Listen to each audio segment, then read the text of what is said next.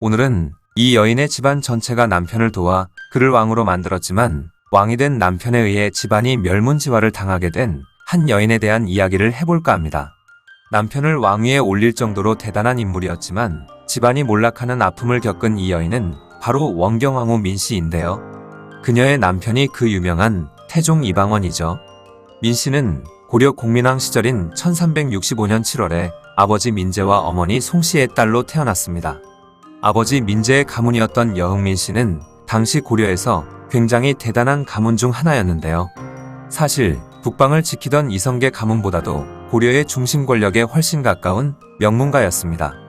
민씨는 어릴 적부터 굉장히 똑똑하고 대담한 성격을 지녔으며 외모도 아름다웠던 모든 걸 다 갖춘 여장부 스타일이었죠. 아버지 민제는 당시 예문관 재학이었는데 과거에 급제한 이방원이 성균관에 입학하면서 그를 알게 되었습니다. 이방원의 스승이 된 민제는 그의 명석함과 문무를 겸비한 이방원을 마음에 들어 했고 그렇게 자신의 딸인 민씨를 소개시켜주며 둘은 결혼을 하게 된 것이죠. 그렇게 시간이 흘러 1392년 시아버지였던 이성계가 조선을 건국하게 되면서 남편 이방원은 정한군으로 책봉되었고 자신은 정령옹주에 봉해졌습니다. 하지만 비극의 시작은 조선을 건국한 이성계가 남편 이방원의 이복동생이던 이방석을 세자로 책봉하면서 벌어지게 되는데요.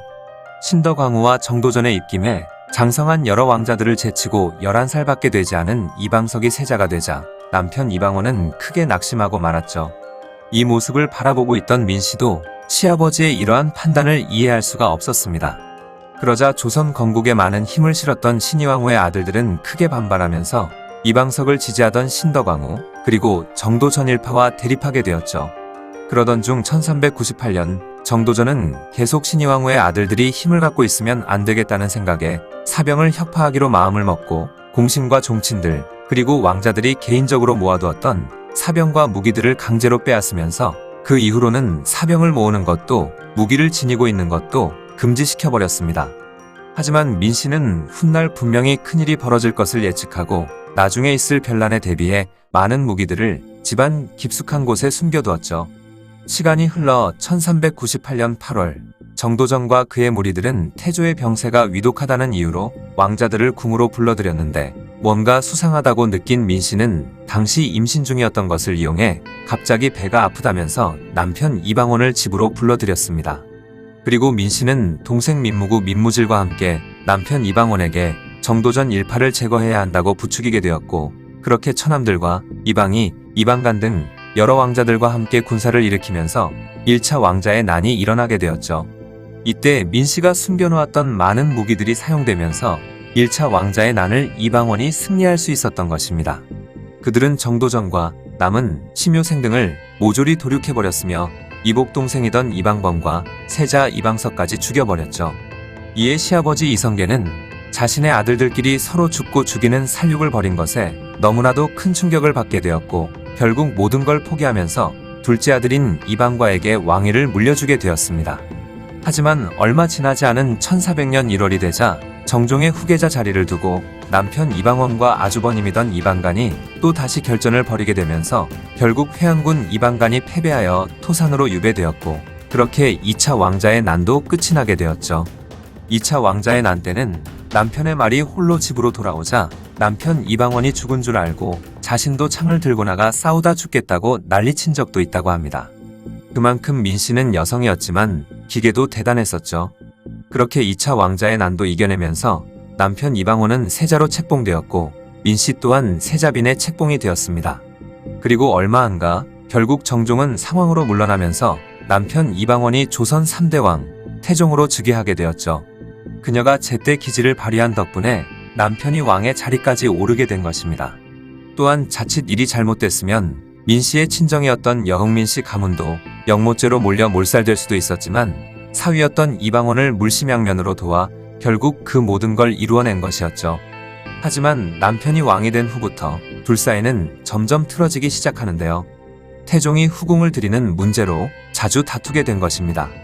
1401년 태종이 한 궁녀를 예뻐하자 원경왕후 민씨는 그 궁녀를 따로 불러 온갖 트집을 잡아가며 못살게 굴기도 했고 그녀가 왕비가 되기 전 거느리던 여종이 태종의 아이를 임신하자 그 여종을 감시하는 동시에 그녀의 형제들과 함께 여종의 출산을 방해하고 괴롭히기도 했습니다. 훗날 그 여종은 아들 경영군을 낳았는데 계속해서 그들을 핍박하며 이 두 모자를 죽이려고까지 했죠. 게다가 태종이 의빈권 씨를 새로운 후궁으로 간택하자 원경왕후는 태종의 바짓가랑이를 붙잡고 늘어지며 제가 전하와 함께 그 어려운 일들을 같이 헤쳐나왔는데 저한테 어찌 이러실 수 있으십니까? 라고 하면서 울고불고 난리쳤고 심지어 식음을 전폐하고 병석에 드러눕자 결국 태종은 의빈권 씨와의 가래식을 중지했다고 합니다. 그렇게 태종이 다른 후궁을 들이거나 다른 여자를 예뻐하기라도 하면 난리를 치다 보니 태종은 원경왕후 민씨의 질투가 너무 심하다며 해출까지 시키려고 했죠. 태종은 왕위에 오른 뒤 수많은 후궁과 첩을 두기 시작했고 총 9명의 후궁들 사이에서 12남 17녀의 자식을 얻었습니다. 그러니 원경왕후 민씨와는 사이가 좋을 수가 없었겠죠. 그만큼 둘 사이는 잦은 부부싸움으로 인해 점점 파국으로 치닫고 있었습니다. 그러나 좀 아이러니한 점은 태종과 원경왕후는 금슬이 굉장히 좋기는 했는데요. 원경왕후의 나이가 40대가 지난 이후에도 태종과의 사이에서 3명의 자식을 낳았을 정도였죠. 하지만 원경왕후 민씨와 그녀의 가문은 태종 이방원으로 인해 더욱더 잔인하고 무서운 죽음의 소용돌이에 빨려 들어가게 되는데요. 남편 이방원이 왕이 된 후 왕권을 강화하는 과정에서 공신이자 권세가 하늘을 찌르던 원경왕후 민씨의 동생들인 민무구와 민무지를 엄청나게 경계하기 시작했습니다.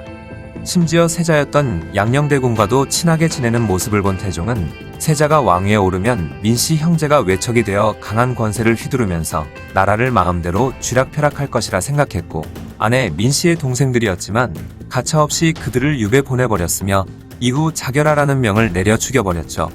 그러자 그녀의 아버지 민재는 화병에 세상을 떠나고 말았고 거기다가 더 동생이던 민무율, 민무의 형제 역시 비슷한 이유로 유배를 갔다가 교수형에 처해졌습니다.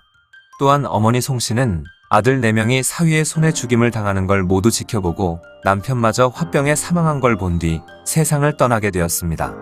그렇게 남편을 위해 물심양면으로 헌신하던 모든 친정 가족들이 순식간에 남편에 의해 모조리 죽임을 당한 것이죠. 그리고 그녀가 사랑에 맞지 않았던 세자 양녕대군이 개망나니 짓을 하고 다니자 태종은 그를 폐쇄자하고 난 뒤 멀리 유배를 보내려고 했는데 이에 원경왕후는 눈물을 흘리며 가까운 곳에 보내달라 청했고 그렇게 결국 경기도 광주로 보내졌습니다. 이후 1418년 아들 충녕대군이 왕위에 오르자 그녀는 왕대비가 되었고 2년 후인 1420년 7월 수강궁 별전에서 56세의 나이로 우여곡절 많고 한만턴 생을 마감하게 되었죠. 당시 태종은 원경왕후의 장례를 간소화하여 세종에게 상복을 12일만 입으라고 했지만 세종은 다른 건 태종의 말을 다 따를 수 있지만 그것만큼은 못 따르겠다고 하면서 원경왕후가 설릉에 안장될 때까지 계속 상복을 입었다고 합니다.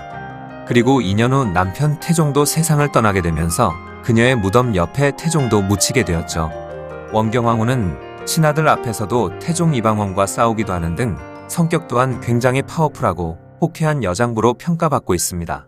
그녀의 총명한 기지로 인해 이방원이 몇 차례의 위기에서도 탈출할 수 있었고 남편을 왕위에 오를 수 있게 했던 킹메이커 역할도 톡톡히 해냈죠.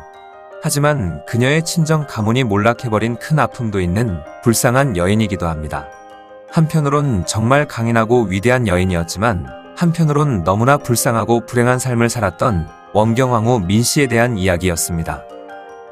영상을 봐주셔서 감사합니다. 더 재미있고 유익한 영상으로 다시 찾아뵙겠습니다. 구독과 좋아요 꾹 눌러주시고 댓글도 부탁드려요.